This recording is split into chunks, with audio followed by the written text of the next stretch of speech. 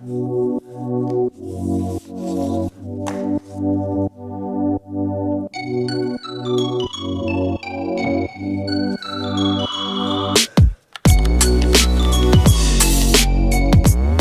back, it's K-Fit, and this morning I'll be explaining to you how I went from very, very low testosterone levels to above average. If you haven't already, hit subscribe, and I'll see ya in the video. Let's scroll. Well, welcome back everyone. So my goal and mission is to create generational change and have as much impact as possible as I can on people by giving back through my experiences and choices that I've made that have led me in the wrong path, and choices I make now that lead me in the right path. Today's video, I'm going to read you I got all my levels tested a few weeks ago, and I'm going to read them out to you and also explain to you how my test levels went from fuck all to above average without TRT or any enhancements whatsoever. So in my hand now I have my so the list is from sodium all the way down to calcium, cholesterol. So I had my testosterone levels tested prior to me changing my lifestyle. Now they were very, very low. And the reason for that was I wanted to see that how much damage I had done to myself by eating, fast food, the big four, the drinking, the partying, the shit lifestyle choices. I wanted to see how much damage I had done to myself, through my 20s, teens and 20s, and putting on, so much weight.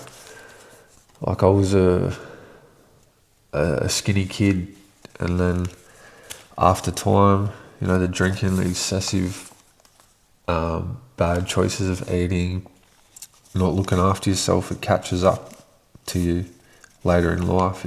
And if you don't do something about it, you're going to continue down that path forever until you want to make change.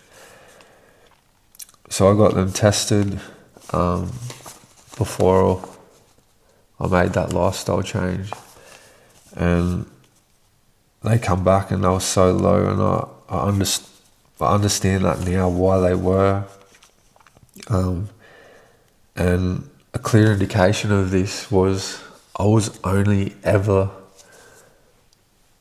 sexually active or horny when I was on the shit.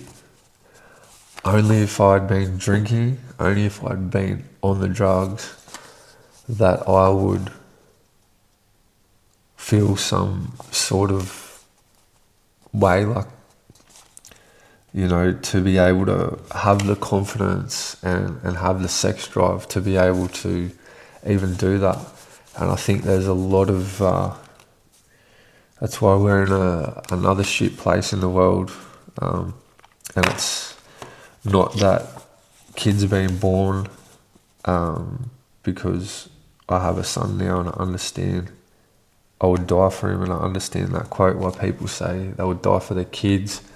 But I think we're in a very weird place where sex and fueled with drugs and alcohol and TRT and all that stuff, we're bringing kids into the world that majority of the time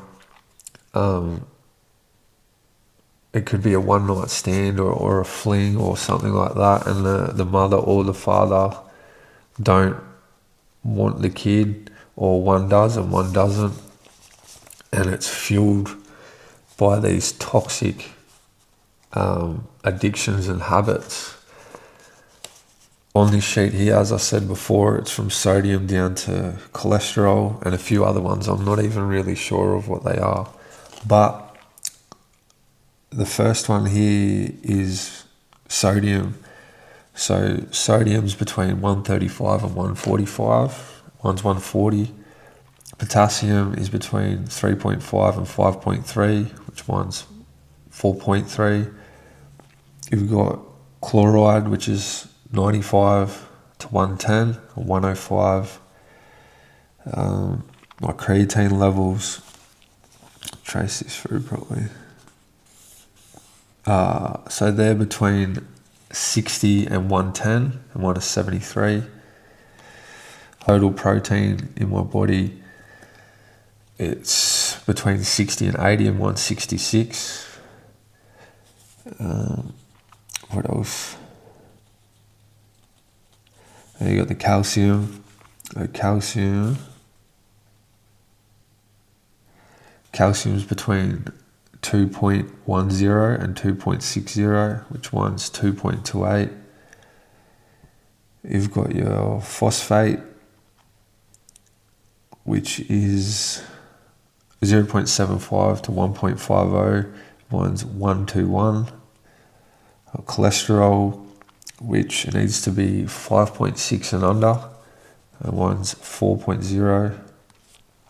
And there's a few other ones on there that I'm not sure what they tested for, but you know, people that are listening, you get the general indication of what that is. And this page here, we have my iron levels. So iron levels are between 11 and 30, and one is 17. And iron, if you don't have your proper iron levels from eating sources of iron, like, you know, spinach, red meats,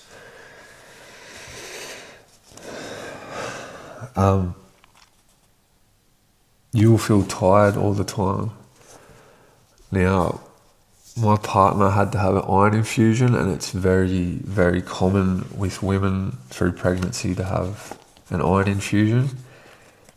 And we tried, and we got her iron levels up naturally prior to having that, but because of the pregnancy, it needs to be at a certain level for the baby and her to, you know, have energy and produce the right nutrients, I guess it is, for health. So we had her on a higher iron diet, and then she had the infusion, and she's never felt better before. Lots of energy. She's bounced back quick from the pregnancy. She's already nearly got abs. So yeah, my iron levels are smack bang in the middle there. And this is the one I really wanted to talk about, which was my testosterone level. So when I got it tested prior to making my lifestyle change, it was like below low. So on here it's saying it has to be between 9.2 and 31.8. Now I'm 33 years old, and here it says I have a normal testosterone level for my age, weight, height, whatever. And it was very low. Like, I think it was even below 9. I thought it was like 8.9 or something. And back then, I had realised why I had man tits, why I was, heavily medicated and making the wrong choices, and why, as I was saying before, you only have that sex drive when you're on the shit. And there's plenty that can relate to that. There's probably plenty of people that have partners too that are on the shit, and they only ever get intimate when he is drinking or on the rack or on the pipe or whatever the fuck it is. So from then till now, I have put it almost in the middle, and as it says here, normal testosterone level at 15.5. Now that's a huge increase, and I've had no testosterone supplements whatsoever, no TRT, nothing to boost it, nothing at all. All I've done was train consistently every day, sometimes twice a day, sometimes 6 times a day. But all I have done was train and eat whole foods, watch what I ate, train, and as the weight come down and the lean muscle went on, and you keep going with consistency over and over and over again, there's nothing that will beat it. And this is why I've done the video, is because I am literal proof that you don't need that shit. The counter that everyone will have for it is they don't want to wait that delayed gratification because they don't know when it's going to come. So I'm literally showing you and explaining, if your test levels are fucked like mine were at 120 kilos with all those shit habits, to now being right exactly in the average part. It's not high, it's not low, it's exactly where it needs to be for my age. Yes, it could be a little bit higher, but if it's already done this over several years with consistency and watching what I eat in training, what do you think is going to happen if I keep doing it? It's about those slow improvements every day, holding that steady pressure, going and doing the things you don't want to do on the days that you don't want to. You still have to do it. You still have to show up. So maybe next year, year after, whatever, I'll test them again. And if I've made a slow increase again, and especially as I age into my mid-30s, it's literal proof that you don't need this shit. Because then once you are prescribed TRT from a GP, or if you're getting it on the black market or whatever the fuck you're doing, then you're reliant on that. You know, you're going to run a cycle 10 weeks, have 10 weeks off, 10 weeks on, 10 weeks off.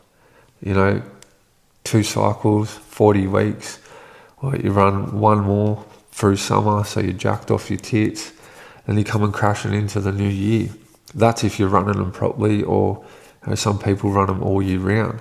So what's going to be the side effect when you finally come off it? No libido. You're going to have nothing. You know what I mean? You won't even want to look at your missus or any chick in general. Your mental health's going to be fucked.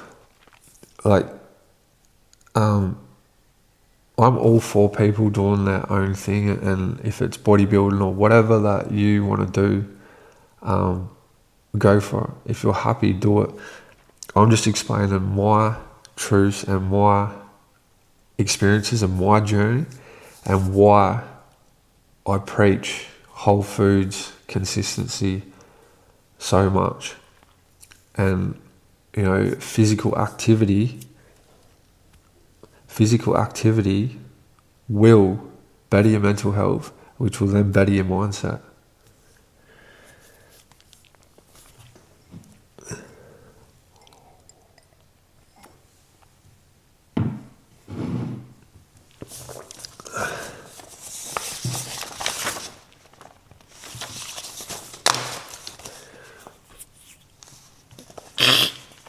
I don't think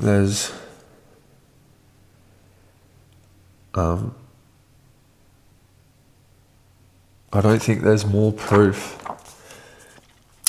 than anything than this. Like, I'm proof. 120 kilos, could only run 500 meters. I just ran an ultra 50k. I've had super low fucking test levels now to average or just above average for my age, weight, height, whatever. I mean, there is no underrated magic like fucking consistency. There's not. And, you know, I'm proud of myself. I'm proud of how hard it was and, you know, not reaching for the next thing because I have such an addictive personality. If I was to take TRT back then, and then as my journey transitioned from the low testosterone and changing my lifestyle and doing that, I guarantee you right now, I would not be sitting here explaining this. I would be a different man. I'd be a different type of person. My path and avenues would have changed massively.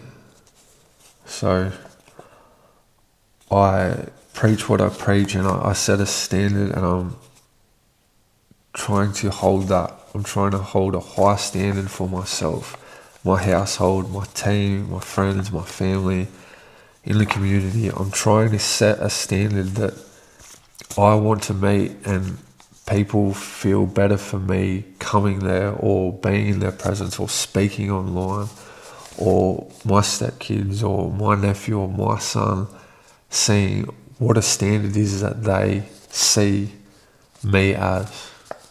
They don't see me drinking. They don't see me out late at night. They don't see me at parties or at functions or at certain things, and call me boring if you want. But I've lived both sides of the coin, and I'll tell you right now, if you think this is boring, then this isn't for you, because this is a wholesome, good life.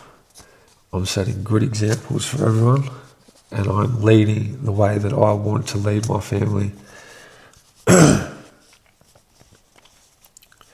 And I'll say it before and I'll say it again, getting sober was the best thing that I ever did. And if you can't figure out now that there's no one coming to save you, there's no magic pill, and you're not willing to sacrifice certain things in life and deal with delayed gratification, I mean, you're going to be in all sorts for the rest of your life. But that's that, and that's my chat on how I got my testosterone from very low to above average. Don't forget, subscribe, share, do what you got to do. Have a great day. It's K-Fit. Let's fucking grow.